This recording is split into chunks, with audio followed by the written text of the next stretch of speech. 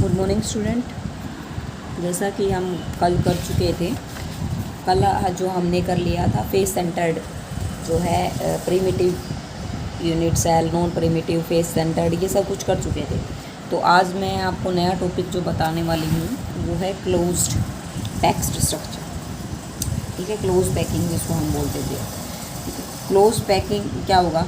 एक सॉलिड के अंदर अगर हम बात करें, जो पार्टिकल है कंस्टिट्यूएंट्स पार्टिकल्स, वो एकदम क्या होते हैं, क्लोज पैकिंग होती है ना, ये उसकी प्रॉपर्टी होती है सॉलिड की। जब हमने सॉलिड की प्रॉपर्टी पढ़ते हैं तो ये बात पढ़ते हैं, अब उसके अंदर जो कंस्टिट्यूएंट्स पार्टिकल्स है ना, ऐसे एक दूसरे से सटे हुए होते हैं, ऐसे लगे हुए, तो उनके अंदर जो वैकेंट स्पेस है ना वो ना के बराबर होता है, कोई वैकेंट स्पेस नहीं होता। तो क्लोजली पैकिंग होती है उनके अंदर।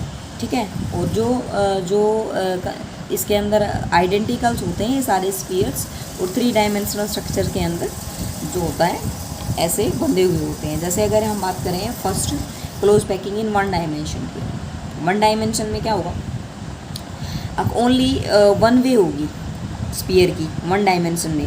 ठीक है, अरेंज एक रो के अंदर अरेंज होगी, जैसे ये रहा, तो इसके अंदर 1 डायमेंशन का मतलब ये हो गया ना कि एक लेंथ रिक्वायर हो रही है। देखो ये जैसे इसका सेंटर है, ये इसका सेंटर हो गया, ये इसका सेंटर है भाई, ये इसका सेंटर हो गया। ठीक है, तो ये इसके अंदर सिर्फ एक लेंथ रिक्वायर हो रही है, तो ये 1 डायमेंशन हो गया है। अब इसके अंदर तुम देख रहे हो कि ये सारे एक रो की फॉर्मेशन में होंगे, एक दूसरे को टच किए हुए प्रेजेंट होंगे, तो ये अपना क्या हो गया, 1 डायमेंशन कहलाएगा।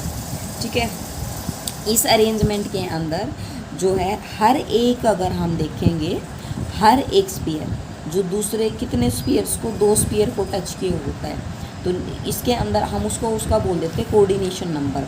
तो यहाँ से एक छोटी डेफिनेशन अपनी बन जाती है, कोऑर्डिनेशन नंबर क्या होता है। क्या होता है? Number of the nearest neighbour of particles is called its coordination number.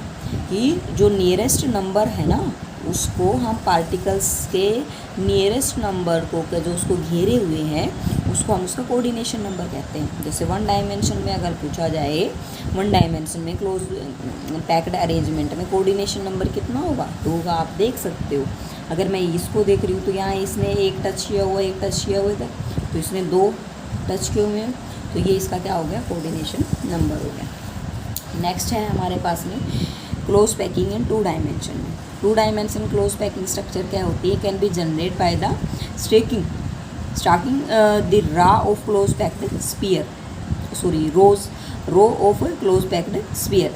ठीक है, 2 डिफरेंट वे हैं। अब क्या होगा इसके अंदर ये होगा, जैसे मतलब कि एक जो रो है ना, दूसरी रो उसके जस्ट नीचे, ऐसी सेम रो उसके जस्ट फिर नीचे, इस तरह से ये अरेंजमेंट प्रेजेंट होगा। ठीक है, तो इसलिए हम इसको बोल देते हैं कि जैसे एक के साथ एक नीचे, फिर इसके एक नीचे, फिर इसके एक नीचे, इस तरह से ये रो बनी हुई होगी। ठीक है, तो इसका अरेंजमेंट का नाम पूछा जाता है, 1 नंबर में क्वेश्चन आता है यहाँ से हरियाणा बोर्ड में कि इसका अरेंजमेंट का नाम बताइए। तो ये अरेंजमेंट कौन सा है, ए अरेंजमेंट। कैसा नाम दोगे इसको, ए टाइप अरेंजमेंट नाम दिया गया है इसके अंदर, क्योंकि पहली जैसी लाइन होती है सेम एज इट इज़ दूसरी होती है उसके एग्जैक्टली नीचे ही, तीसरी फिर ऐसे ही सेम होती है, तो ए अरेंजमेंट बोलते हैं। अब कई बार ये भी पूछ लिया जाता है ए अरेंजमेंट में कि क्या इनका कोऑर्डिनेशन नंबर होगा। तो इसमें तुम स्फीयर बना के देख लो, एक मैंने ये ले लिया सेंटर, और इसमें ये देखो तुम इधर जा रहा है ना, ये इधर, ये एक को ये बन गया, तो इस एक को इसने घेर रखा है, एक ने, 2 ने घेर रखा है, 3 ने और 4 ने, तो इसका कोऑर्डिनेशन नंबर कितना हो गया है, 4 हो गया है। तो ए टाइप में कोऑर्डिनेशन नंबर अगर पूछा जाएगा तो कितना बताओगे, 4 बताओगे। नेक्स्ट जो दूसरी रिप्रेजेंटेशन हो सकती है वो कैसे हो सकती है, तो इसका नाम वैसे क्या हो जाएगा, इसका ए रिप्रेजेंटेशन, ए तो अरेंजमेंट तो है ही, दूसरा हम इसको नाम दे देते हैं स्क्वायर क्लोज पैकिंग। ये स्क्वायर की फॉर्मेशन हो रही है ना ऐसे, तो इसको हम नाम दे देते हैं स्क्वायर क्लोज पैकिंग। ठीक है, ये हो गया हमारे पास में स्क्वायर क्लोज पैकिंग हो गया। तो इसमें जो याद रखने वाली बात क्या है, एक तो ये ऐसे डायग्रामेटिकली बना के आपको ये पता होना चाहिए स्क्वायर क्लोज पैकिंग है।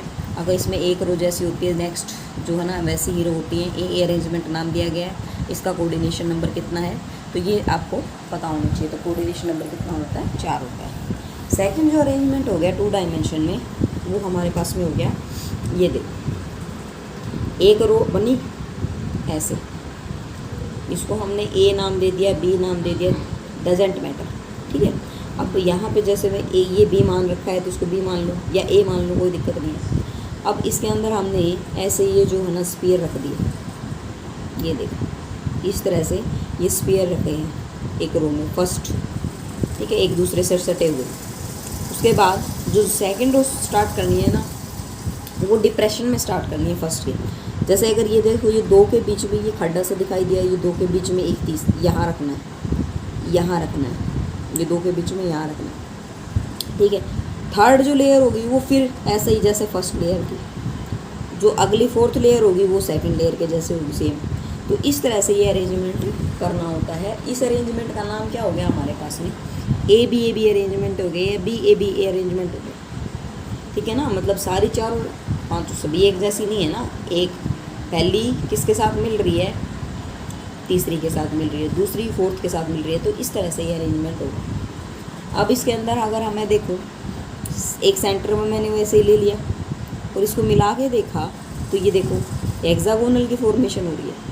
तो इस अरेंजमेंट को हम नाम दे देते हैं 2 dimensional hexagonal close packing. Hexagonal close packing का नाम दे देंगे। अब इसमें कोऑर्डिनेशन नंबर पूछा जाएगा तो देख सकते हो तुम कितने गिनो यहाँ पे 1 2 3 4 5 और ये देखो 6 कोऑर्डिनेशन नंबर। तो यहाँ पे इसके लिए कोऑर्डिनेशन नंबर पूछा जाएगा। तो इस अरेंजमेंट के लिए कितना हो गया? 6 कोऑर्डिनेशन नंबर हो गया। नेक्स्ट है क्लोज पैकिंग 3 डायमेंशन। 1 डायमेंशन में आपको समझ में आ गया होगा 1 फॉर्म होती है। 2 डायमेंशन के लिए भी 2 लेंथ यूज़ हो रही है ना। देखो एक तो भाई ये रही, अगर इसको हम बात कर रहे हैं तो वो तो एक रो जा रही थी। इसके लिए अगर हम देखेंगे तो ये स्क्वायर बन रहा है ना, ऐसे इस तरह से ये फॉर्मेशन हो रही है, ठीक है।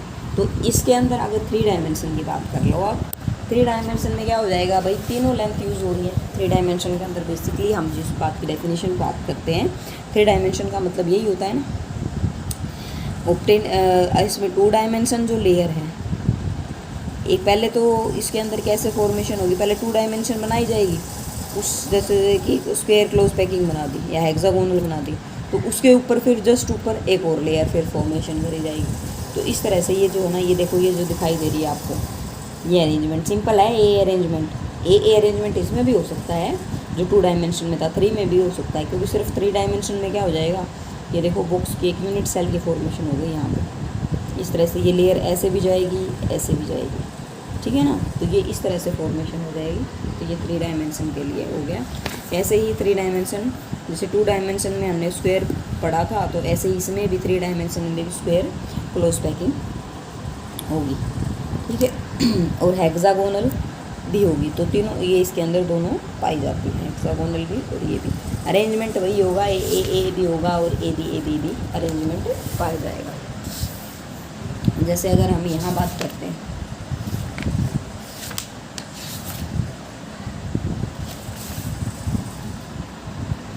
यहाँ देखिए आप, placed second layer over the first layer. ये देखो क्या कह रहे हैं। अब ये क्या है? 2 लेयर है। जैसे कि ध्यान से देखना, इसको दूसरे पेन से बनानी है और आपको अलग अलग कलर पेन से बना के ये तभी समझ में आएगी। आप इसको अलग अलग बनाओगे कॉपी के अंदर। पहले एक लेयर ऐसे बना लिए, ऐसे एक लेयर बना ली, ये देखो बना ली। उसके बाद ना जहाँ ये जो गैप नज़र आ रहा है उसके ऊपर एक और लेयर बना देंगे इस तरह से। जैसे कि ये देखो,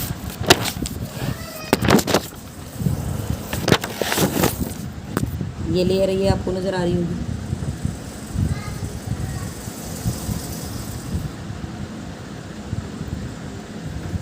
इसके ऊपर भी मैं ये जो लेयर है ना, अब इनके बीच में ना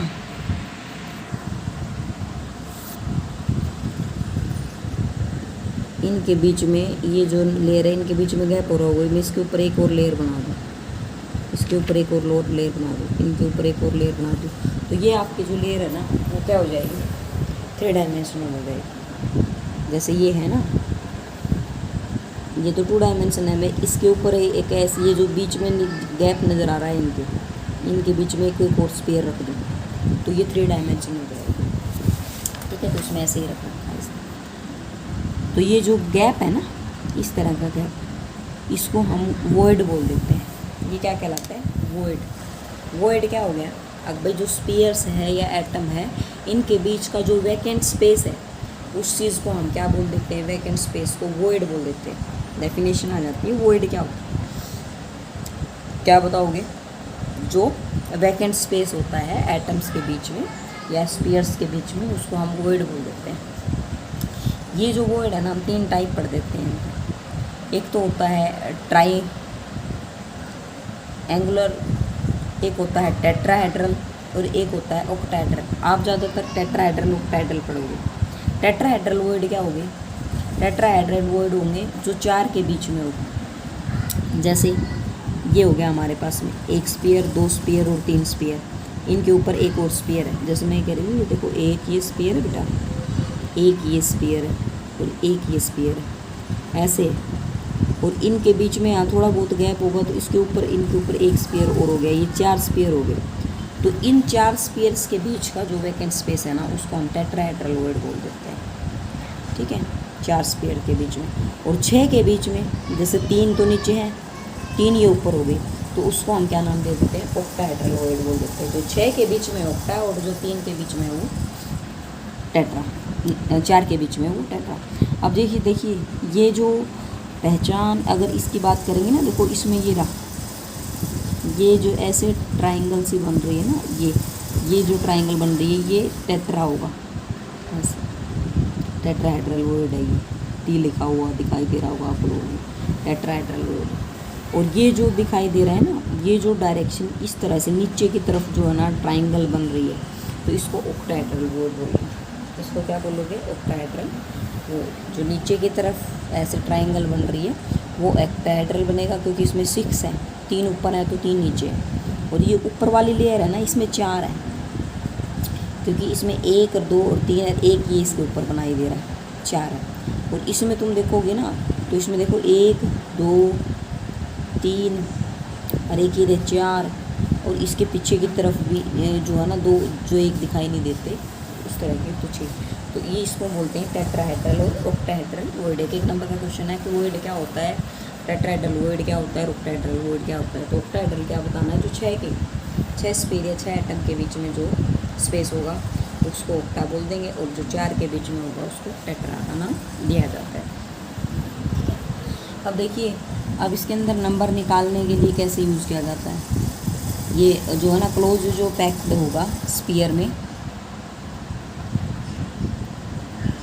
उसको हम जो क्लोज पैकिंग स्फीयर में एन से डिनोट कर देते हैं। जो स्फीयर है ना उसको एन से डिनोट कर देते हैं। अब जब नंबर ऑफ ऑक्टाहेड्रल वॉइड निकालने हैं तो हम क्या करेंगे, एन फॉर्मूला होता है नंबर ऑफ किसका, ऑक्टाहेड्रल वॉइड का। ऑक्टाहेड्रल वॉइड का होता है एन और टेट्राहेड्रल का होता है 2n। ठीक है, टेट्राहेड्रल का होता है 2n।